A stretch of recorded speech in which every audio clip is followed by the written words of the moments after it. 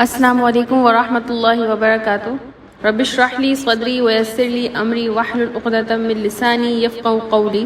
ان الحمد للہ نحمده ونستعینه ونستغفره ونعوذ باللہ من شرور انفسنا ومن سیئات اعمالنا من يهده الله فلا مضل له ومن يضلل فلا هادي له واشهد ان لا اله الا الله وحده لا شريك له واشهد ان محمدا عبده ورسوله۔ معزز سامعین، تفسیر القرآن میں آج کی ہماری سورہ ہے سورہ شمس۔ سورہ شمس بھی مکی سورہ ہے اور اس میں کل 15 آیات ہیں۔ شمس کا مطلب ہے سورج، اور اس سورہ کا بھی مین ٹاپک جو ہے وہ ہے تزکیہ نفس، اور جس طرح ہم نے سورہ لیل پڑھی اس کا بھی یہی ٹاپک تھا۔ تو ہم جانتے ہیں قرآن پاک کی اکثر صورتیں جو جوڑوں کی فارم میں ہیں اور جو جوڑوں کی فارم میں ہوتی ہیں صورتیں، ان میں ملتے جلتے ہی مضمون ہوتے ہیں۔ تو اس میں بھی سورہ لیل کی طرح تزکیہ نفس کے اوپر اللہ تعالیٰ نے بات کی ہے، اور ابتدائی 8 آیات میں اللہ تعالیٰ نے قسمیں اٹھائی ہیں، اور اس کے بعد اللہ تعالیٰ مین ٹاپک پر آئے ہیں۔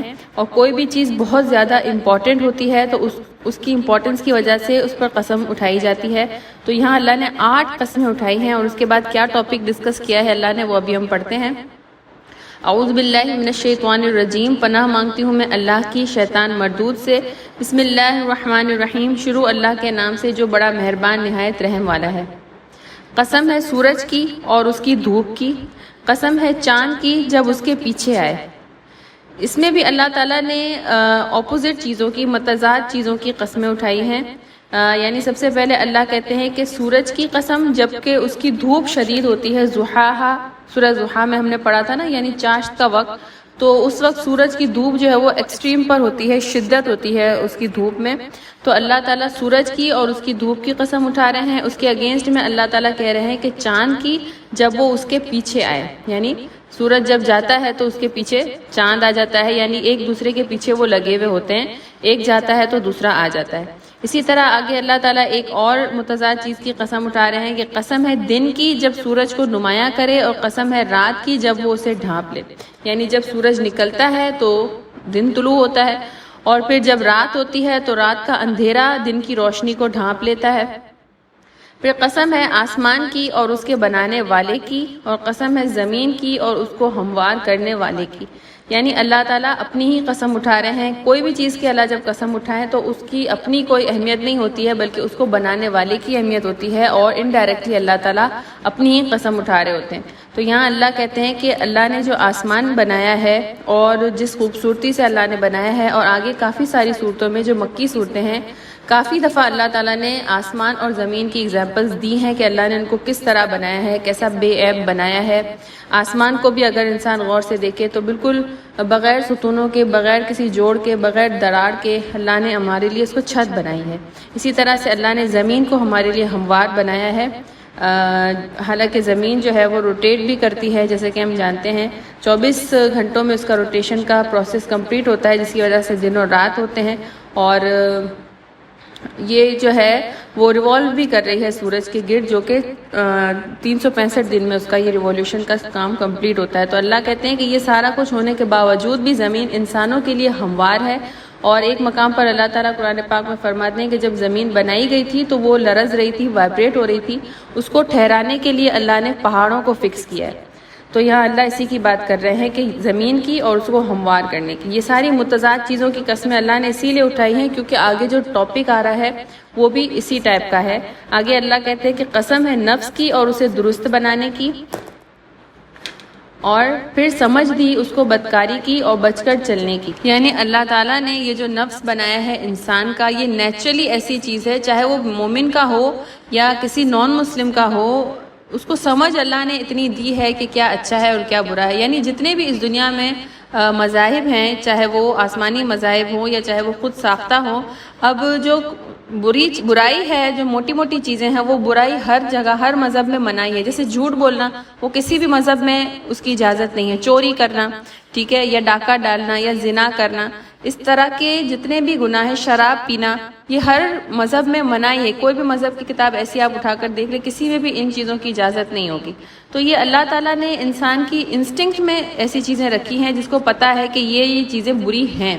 پھر اس کے بعد مومنین کے لیے اللہ تعالیٰ نے یہ سارا کچھ سسٹم رکھا ہے۔ انسان جب مسلمان ہوتا ہے کہ اللہ اور اللہ کے رسول کے راستے پر چلنا ہے، وہ بات کی باتیں ہیں، لیکن جو مین برائیاں ہوتی ہیں اس کا سب کو پتہ ہے، وہ انسان کی جبلت میں اللہ نے رکھا ہے. تو اللہ یہ بتا رہے ہیں کہ اس نے نفس کو بھی بنایا ہے اور اس کو سمجھ بھی دے دی ہے کہ وہ برائیوں سے بچ کر چلے. اچھا، اب آگے جو مین ٹاپک ہے جس کی وجہ سے اللہ تعالیٰ نے یہ ساری قسمیں اٹھائی ہیں وہ کیا ہے؟ اللہ کہہ رہے ہیں کہ جس نے اپنے نفس کو پاک کیا وہ کامیاب ہو گیا. یعنی اصل بات یہ ہے کہ وہ انسان کہ جس نے اپنے نفس کو پاک کیا، جس نے اپنے آپ کو برائیوں سے روکے رکھا، وہ کامیاب ہوا. ٹھیک ہے. اور جیسا کہ ہم جانتے ہیں کہ اللہ کے رسول صلی اللہ علیہ وسلم نے جو جہاد کی اقسام بتائی ہیں کافی ساری، ان میں ٹاپ آف دا لسٹ جو جہاد ہے اس سے جہاد اکبر جسے کہا گیا ہے وہ ہے نفس کے خلاف جہاد کرنا. یعنی جہاد جو ہے قتال کی صورت میں جو انسان کرتا ہے بارڈرز پر جا کے، اس کا نمبر بھی بعد میں آتا ہے. سب سے پہلے آتا ہے جہاد اکبر جسے کہا گیا ہے، وہ ہے نفس کے خلاف انسان جہاد کرے، یعنی اپنے آپ کو، اپنے نفس کو برائیوں سے روکے، گناہوں سے روکے اور اس پر کنٹرول کرے. کیونکہ یہ ایک سرکش گھوڑے کی طرح ہے، اگر اس کو آپ نے لگام ڈال کے نہ رکھی تو یہ سرپٹ دوڑتا ہی جائے گا اور انسان کو گناہوں کے دلدل میں لے جائے گا. کیونکہ شیطان انسان کے اندر جو ہے نا وہ خون کی طرح سرایت کرتا ہے اور پھر وہ نفس کی صورت میں انسان کو بہکاتا ہے. تو اللہ یہاں یہی کہہ رہے ہیں کہ کامیابی اسی صورت میں انسان کو ملے گی جس نے اپنے نفس کو پاک کر لیا اور اس کو ہر برائی سے محفوظ رکھا. اور سب سے مین جو برائی اللہ تعالیٰ نے قرآن پاک میں بتائی ہے، ٹاپ آف دا لسٹ جو برائی ہے وہ ہے شرک. اور اس کے علاوہ پھر اس کے ذیل میں جتنی بھی برائیاں ہیں اللہ ان سب کی بات کر رہے ہیں کہ کامیابی اسی صورت میں ہے جب انسان اپنے نفس کو پاک کر لے. اور آگے اللہ کہتے ہیں کہ اور جس نے اسے خاک میں ملا دیا وہ ناکام ہو گیا. خاک میں ملانا یعنی فزیکلی نہیں، اللہ کہہ رہے ہیں کہ جس نے اپنے آپ کو گناہوں کے دلدل میں ڈال دیا یا گناہوں میں انسان جو پڑ گیا، جس نے اپنے نفس کو گناہوں میں ڈال دیا وہ الٹیمیٹلی ناکام ہوا، کیونکہ وہ گمراہ ہو گیا، خسارے میں رہا. ٹھیک ہے نا. تو اللہ یہی کہہ رہے ہیں کہ جس نے اپنے نفس کو گناہوں سے چھپایا ہوا ہے اور اسے بیکار چھوڑا ہوا ہے، اس کو لگام نہیں دی ہوئی، تو پھر اللہ کہتے ہیں کہ ایسا انسان ناکام ہے. اب اللہ تعالیٰ کا یہ اسلوب ہے کہ اللہ تعالیٰ جب بھی کوئی بات سمجھاتے ہیں تو اگزامپلس ضرور دیتے ہیں. یہاں اللہ تعالیٰ پچھلی قوم کی اگزامپل دے رہے ہیں اور اللہ کیا فرما رہے ہیں کہ قوم سمود نے اپنی سرکشی کے باعث جھٹلایا. جب ان کا بڑا بدبخت اٹھ کھڑا ہوا، انہیں اللہ کے رسول نے فرما دیا کہ اللہ کی اونٹنی اور اس کے پانی پینے کی باری کی حفاظت کرو. ان لوگوں نے اپنے پیغمبر کو جھوٹا سمجھ کر اس اونٹنی کی کوچیں کاٹ دیں. پس ان کے رب نے ان کے گناہوں کے باعث ان پر ہلاکت ڈالی اور پھر ہلاکت کو عام کر دیا اور اس بستی کو برابر کر دیا. وہ نہیں ڈرتا اس کے تباہ کن انجام سے. یہاں اللہ تعالیٰ قوم سمود کا بتا رہے ہیں. یہ حضرت صالح علیہ السلام کی قوم تھی اور اس کی ڈیٹیل اللہ تعالیٰ نے سورہ قمر میں بھی بیان فرمائی ہے کہ وہ ہر طرح سے سرکشی کرتے تھے اور حضرت صالح علیہ السلام کو انہوں نے ہر طرح سے جھٹلایا. اللہ کا نبی ان کو ماننے سے انکار کر دیا اور پھر انہوں نے یہ ڈیمانڈ کی کہ پہاڑ میں سے اگر اللہ تعالیٰ کوئی اونٹنی نکالیں گے تو ہم اس نشانی کو دیکھ کر اللہ تعالیٰ پر ایمان لے آئیں گے. یہ سارے جو مشرکین تھے نا ان کا یہی تھا کہ وہ اپنے انبیاء سے معجزات کی ڈیمانڈ کرتے تھے، پھر جب اللہ تعالیٰ معجزات دکھاتے تھے پھر بھی وہ ایمان نہیں لاتے تھے. مشرکین مکہ کا بھی یہی اسلوب تھا کہ وہ اللہ تعالیٰ سے اسی طرح کی ڈیمانڈز کیا کرتے تھے. اسی لیے ان کو سمجھانے کے لیے اللہ تعالیٰ پچھلی اقوام کا ذکر کرتے ہیں. تو قوم سمود نے کہا کہ ہمیں ایسی نشانی دکھائی جائے، تو اللہ تعالیٰ نے پہاڑ میں سے اونٹنی کو نکالا، لیکن وہ اونٹنی بہت عجیب و غریب قسم کی تھی، عجیب و غریب شکل و صورت کی تھی. تو حضرت صالح علیہ السلام نے کہا تھا کہ آپ جو ہے اس اونٹنی کو آزاد چھوڑ دیں اور یہ پانی پیے گی تو آپ اسے پینے دینا. اب ہم جانتے ہیں کہ اونٹ یا اونٹنیاں جو ہے وہ پانی بہت سارا پی لیتے ہیں اور ایک ایک مہینے کا پانی وہ اپنے اندر سٹور کر لیتے ہیں. اب قوم سمود کے پاس جو ہے وہ پانی کی قلت تھی، کیونکہ پہلے زمانے میں اکثر قحط سالی ہو جایا کرتی تھی. تو انہوں نے باری ڈیسائیڈ کر لی تھی کہ ایک دن جو ہے وہ یہ اس قوم کے لوگ پانی پیئیں گے اور ایک دن جو ہے وہ یہ اونٹنی پانی لے لیا کرے گی اپنا، تو اس طرح سے دونوں کو بینیفٹ ملے گا. لیکن یہ چیز بھی ان سے برداشت نہیں ہوئی اور وہ لوگ یہ سوچتے تھے کہ یہ کیوں اتنا زیادہ پانی پی لیتی ہے اور ہمارے لیے یہ پانی کم پڑ جاتا ہے. بس مطلب ان کو جھٹلانا تھا، نافرمانی کرنی تھی، اس طرح وہ بہانے تلاش کر رہے تھے. تو پھر ان کی قوم میں سے ایک بدبخت آدمی اٹھا اور اس نے اس اونٹنی کو مار ڈالا. تو اللہ تعالیٰ کو پھر اس پر اتنا شدید غصہ آیا کہ اللہ تعالیٰ نے عذاب بھیجا، اور سورہ قمر میں اللہ تعالیٰ نے بتایا ہے کہ ان پر چیخ کا عذاب اللہ تعالیٰ نے بھیجا تھا اور کافی دنوں تک مسلسل چیخ ان پر مسلط رہی، جس کی وجہ سے ان کے کانوں کے پردے ان کے دماغ تک پھٹ گئے. اتنا شدید ان پر اللہ نے عذاب بھیجا۔ تو اللہ یہاں اسی وجہ سے یہ سارا کچھ بتا رہے ہیں کہ جو اپنے نبیوں کی تکفیر کرتے ہیں اور ان کی بات نہیں مانتے، الٹیمیٹلی ان کا جو انجام ہوتا ہے وہ عذاب کی صورت میں ہوتا ہے، دنیاوی طور پہ بھی، اور اخروی عذاب تو ان کے لیے تیار ہے۔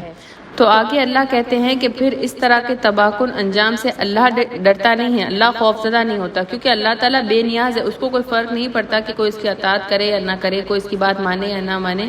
اللہ تعالیٰ نے انسانوں کی ہدایت کے لیے اور ان کی بھلائی کے لیے انبیاء بھی بھیجے ہیں، کتابیں بھی بھیجی ہیں، سب کچھ کھول کھول کر بیان بھی کیا ہے۔ پھر بھی اگر کوئی نہ مانے اور عذاب کو اپنے اوپر فکس کر لے اپنے اعمال کی وجہ سے، تو پھر اللہ تعالیٰ کہتے ہیں کہ اسے کوئی فرق نہیں پڑتا کہ پھر وہ تباہ ہو، برباد ہو یا جو بھی ہو، کیونکہ ان کو پہلے سے سمجھا دیا گیا تھا۔ ٹھیک ہے، تو یہاں جو ہے وہ ہماری سورہ شمس کی تفسیر الحمدللہ مکمل ہوتی ہے، اور آخر میں ہم اللہ تعالیٰ سے دعا کرتے ہیں کہ جو پڑھا ہے، جو سمجھا ہے، اللہ اس پر عمل کرنے کی توفیق دے۔ اگر تفسیر بیان کرتے وقت کوئی غلطی یا کمی بیشی ہو گئی ہو تو اللہ تعالیٰ درگزر فرمائے، آمین۔